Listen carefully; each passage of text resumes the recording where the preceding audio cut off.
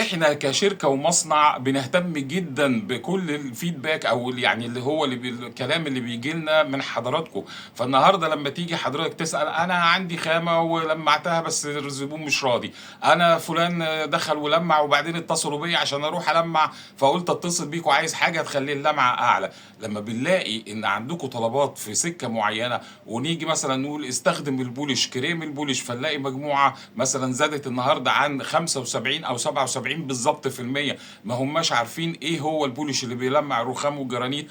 قررنا احنا هنا في الشركه عندنا ان احنا نعمل عرض سعر كويس جدا جدا جدا، ونوصله لحد حضرتك مجانا، يوصل لحضرتك مهما كان مكانك، ونقول لك ازاي بيشتغل، وناخد السكه معاك خطوه بخطوه، تقوم ترفع الجوده بتاعت الشغل بتاعك، تصيط اكتر، وبالتالي تقدر توصل لمستويات عاليه جدا، وتقدر ان انت تبقى عارف الدنيا ماشيه ازاي.